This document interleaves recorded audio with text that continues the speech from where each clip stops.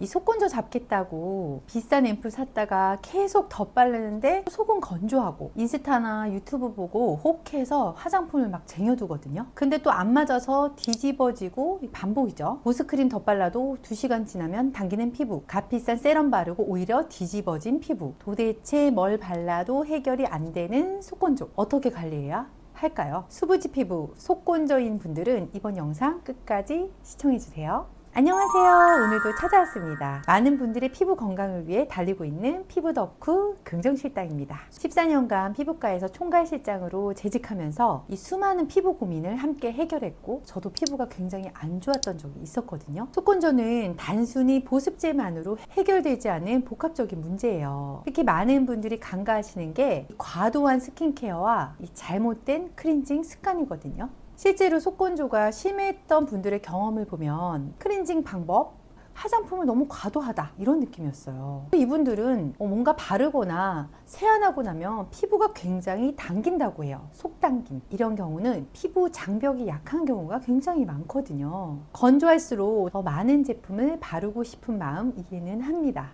하지만 이게 오히려 역효과를 낼 수가 있거든요. 건조한 스폰지에 물 대신 액체를 한꺼번에 부으면 제대로 흡수되지 않고 망가지는 것처럼 하나의 화장품에는 한 80가지의 성분이 들어가거든요. 여러 제품을 덧바를수록 피부가 받아들여야 하는 이 성분이 기하급수적으로 늘어나는 거예요. 결국 피부는 혼란스러워지고 속건조는 좀 더 심해질 수가 있거든요. 먼저 건조에는 2가지 종류가 있다는 걸 아셔야 돼요. 이해하기 쉽게 우리 피부를 스펀지에 비유해서 설명해 드릴게요. 첫 번째는 일반적인 건조예요. 샤워하고 나왔을 때 피부가 하얗게 뜨는 걸 경험해 본 적 있으세요? 스펀지 표면이 바짝 말라 있는 상태거든요. 우리 피부의 이 가장 바깥층인 각질층의 수분 함유량이 10% 미만으로 떨어지면 생기는 현상이에요. 두 번째는 속건조입니다. 스펀지 겉면만 물에 살짝 적신 것처럼 겉은 촉촉해 보이는데 이 속은 바짝 말라있는 상태랑 같은 거예요. 겉은 멀쩡해 보이고 로션을 발라서 표면이 촉촉한데도 이 속에서 계속 건조함이 느껴진다면 속건조를 의심해 볼 수 있겠죠. 특히 여기서 주목해야 할 것은 바로 수부지예요. 겉은 기름지지만 속은 건조한 이 피부 타입, 단순히 이 타고난 체질 때문은 아니거든요. 재미있는 사실은 이게 후천적으로 생긴다는 거예요. 원래 타고날 때 우리 아기 때는 피부 진짜 좋았잖아요.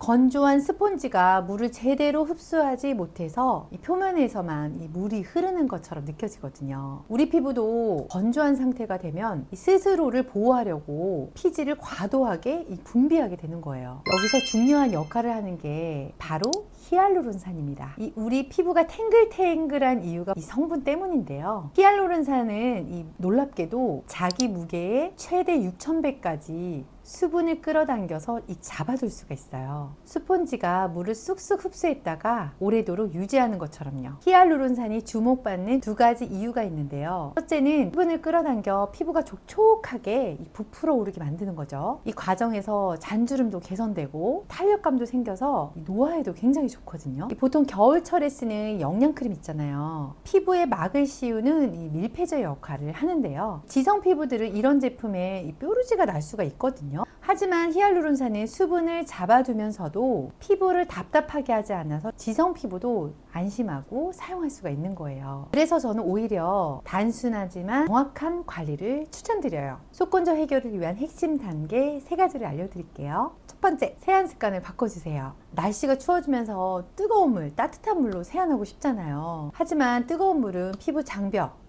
그리고 약산성을 무너뜨리거든요. 피부가 알칼리화 되면서 건조가 반복적으로 일어나요. 아침에는 물세안이나 약산성 클렌저로 아주 가볍게 클렌징 하면서 미온수로 세안을 하시는 걸 추천드리고요. 저녁에는 밀크 클렌저로 한번 지운 뒤 약산성 폼 클렌저, 약간 거품 타입으로 피부에 자극 없이 마무리해 주시는 게 좋아요. 제가 저번 주 영상에서 속건조 제품과 스킨케어 루틴을 자세하게 알려드렸는데요. 밑에 고정 댓글 한번 참조해 보시고요. 따라하시면 촉촉한 피부를 느끼실 수 있을 거예요. 2번째는 수분 채우기예요. 많은 분들이 놓치시는 게 있는데 언제 스킨케어를 하나요? 수건으로 물기를 닦고 하나요? 사실 물기가 완전히 마르기 전에 스킨케어의 골든타임입니다. 세안 후 수건으로 물기만 살짝 눌러주신 다음에 바로 스킨케어를 시작해주세요. 피부가 촉촉할 때 바르면 적은 양으로도 훨씬 큰 효과를 느끼실 수 있거든요. 토너는 두세 번 정도 레이어링 해주시고요.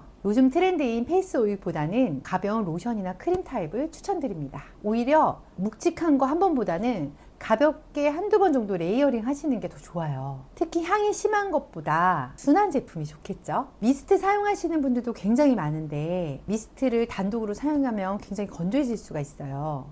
미스트를 뿌리신 후에는 꼭 손으로 지그시 눌러준 다음에 크림으로 한번 덮어주시는 걸 추천드려요. 마지막으로 환경관리예요. 실내 온도는 18도에서 20도, 습도는 50% 정도로 유지해주세요. 가습기 사용할 때는 너무 가까이 두지 마시고요. 외출하실 때는 마스크나 목도리로 바람을 막아주는 것도 잊지 마세요. 이렇게 3단계만 잘 지켜주셔도 2주 안에 눈에 띄는 변화를 느끼실 수 있을 거예요. 특히나 첫 번째 이 클렌징과 세안이 정말 중요하거든요. 아무리 좋은 제품을 발라도 이 피부 장벽이 무너지면 다 소용없거든요. 속건조는 하루아침에 해결되는 게 아니에요. 환경관리, 올바른 스킨케어, 생활습관 개선이 모두 필요한 종합적인 문제거든요. 가려움증이 심하거나 붉어지는 등의 염증 증상이 있다면 전문의의 상담을 받아보시는 걸 추천드려요.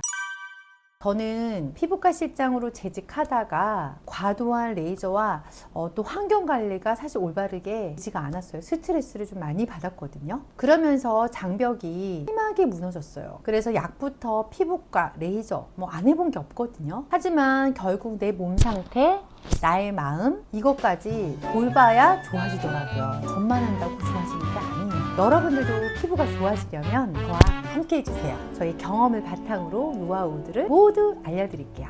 구독, 좋아요 안 하셨다면 지금 빨리 늦지 않았으니까 해주시고요. 다음에 만나요. 안녕.